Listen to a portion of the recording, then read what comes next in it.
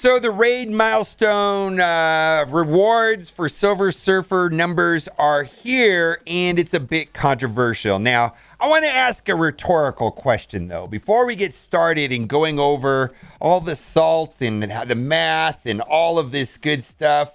We've got a lot of stuff to talk about, but I want to start this video by asking one rhetorical question. Silver Surfer being the absolute best character in the entire game, what did you expect Scopely to do? It's Scopel nuts. What are they going to do? Of course, they're going to make it very top-heavy, Kraken-y, only people can get it type of stuff. And so my main issue with this so far is that the distribution is weighted kind of weird, and it's really hard for anybody early to get it. And we're going to talk about that at length in this video because the numbers are just kind of weird on this. And I do think that some characters should be hard to get. I mean, like Doom is hard to get, right? And so one would think that maybe Silver Surfer should be hard to get too. But let's look at the math of the distribution first things first. So this is going to run for a total of 15 weeks, 7 months. And if we look at the distribution right here, we've got 2 alliances currently that are doing milestone 40, and they're going to get a total of 30 every 2 weeks, or 15 per week, a total 150. So this right here, thank you, Yuletide Maker, for making this. 2 alliances here, 2 alliances here, 4 alliances there, 11 there, 27 there, right? And this is the total number of shards that they'll be getting over the total course of the 15 seasons, and this is how many they're going to get per season. So this creates a problem. I did a poll here in chat. Not super scientific, but how many per 2 weeks? Boy, 65% of the people said they're going to get 0. And I just want to say this. My alliance is in the top 5. And so we're right here, milestone 38. Here's the problem with this. My alliance, is going to be getting 24, 12 per week, 24 per season, total 360. I'm going to guess that every single person in my alliance has a 5 yellow Silver Surfer currently. Do we really need extra shards? Do any of these alliance people up here that are getting these crazy rewards really need the extra shards? I mean, this is an example of the rich getting richer. I mean, these people, everybody up here at this part of the chart probably is wailed out to the extreme, and it kind of leaves everybody else in this category where we are not getting any. And so there's a couple of problems, I think, created by this. And I think Reddit had a lot of great insights to why this is a problem.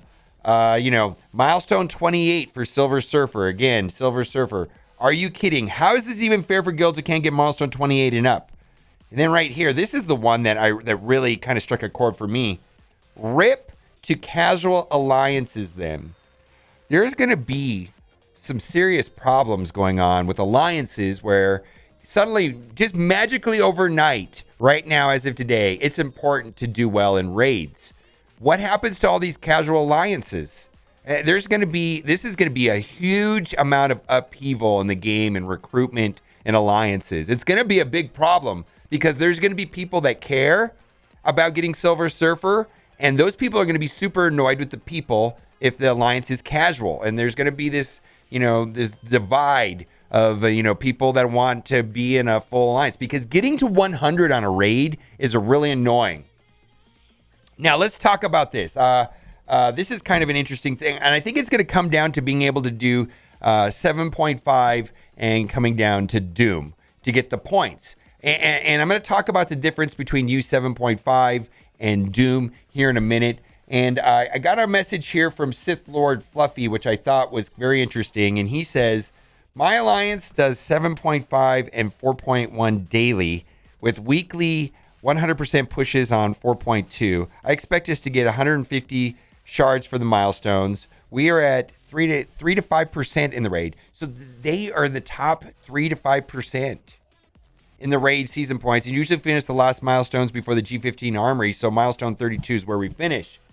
So I think my immediate thought is like, oh, okay. So if you can do 7.5, then you should be able to get some some milestone. You should be able to get some of these Silver Surfer shards, right? If you could do 7.5. So then I go, well, if you want to be able to finish 7.5, my immediate thought one is like, oh, well, if you have Jubilee and Astonishing X-Men, that is probably the easiest way to get through 7.5 is get, a 300,000 to 400,000, maybe even less than 300,000 powered Astonishing X-Men team with Jubilee and then going through 7.5. And so then I asked the question, do you have Jubilee? And boy, and I feel like, I feel like, the people that I ask probably here on Twitch are probably highly engaged players. And I imagine that this number is a lot worse, if we look at the broader player base, because I don't have like a super scientific pulse here on Twitch, but a large percentage of player base doesn't have Jubilee. Now, because I think there's two ways of going through and finishing 7.5. One is through Astonishing X-Men, and then the second way is maybe with symbiotes. Now, the problem with symbiotes, that's not a problem. It's just that you're probably going to need a significantly higher powered symbiote team to go through 7.5 than you do to have Astonishing X-Men. Astonishing X-Men, I think I was having no problems when I hit about 300,000. I'm just loose numbers. Your results may vary. And then other people, and it seems to me I was struggling with symbiotes until I got to them about a 500,000 power level. I mean, so this could be a big divide in alliances. They're going to say, do you have Jubilee? We do 7.5. Can you finish 7.5 with symbiotes or X-Men? Because we want to get Silver Surfer. Wow, this is a big problem. And then I want to talk about Doom Raids. There's a couple of issues with Doom Raids. First thing first, the jump to do Doom Raids from 7.5 is night and day. Doom Raids requires a super broad roster and super annoying characters that don't even really do that well in it. Like for the skill in the Doom Raid is a mess. It's really hard. And then you have to go crazy and upgrade characters like Red Guardian and Night Nurse, and then you better have Doom, because Doom makes a huge difference in the Doom Raid. How many people have Doom? I don't even know if 1,000 people that play this game even have Doom. And the other problem with the Doom Raids is we don't know what the final version of Doom looks like. Right now we're playing like a first strike, like a beta test of the Doom Raids. We don't know what it's going to look like. Now, what happened with the Ultimus when they had the strike form of the Ultimus is then they came out with the sliders.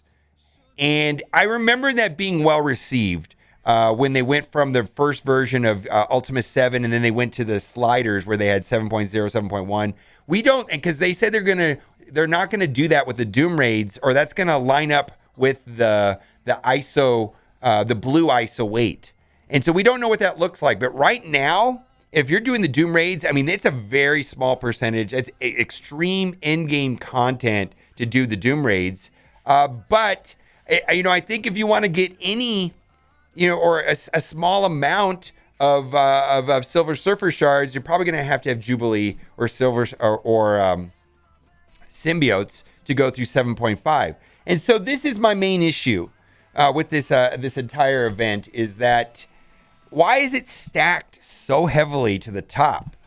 And the people at the top that actually can get to the end of this probably don't really even need these shards anyways. Why couldn't some of these shards here at the very end been repositioned towards, been more front loaded so that everybody can get a couple? Because right now, if you're free to play, at the end of the Strike Pass season, on the free to play track, probably should be getting a 2-star Silver Surfer. And then, unless your alliance is going hard, you're probably not getting any of these, because a large percentage. It just seems like this event is so heavily weighted towards Krakens only. And for what? Krakens probably already have, 5 Silver Surfers. It just seems like a very bizarre way. I do want to double down on this, though. A 4-4 Silver Surfer or a 4-5 Silver Surfer at those star levels, easily best character in the game. He's amazing. Even at 3-3, 3 red, 3 yellow, he was so good. Silver Surfer is the real deal. I haven't heard one player say that he's not the best. He's better than Doom. he is the best deal. So let me know what you think in the comment section. I just feel like this is really, I see this creating huge divisions in alliances and casual alliances. This is going to be chaos for casual alliances and people wanting to get these Silver Surfer shorts. Let me know what you think in the comment section. And as always, thanks for watching. Keep on gaming.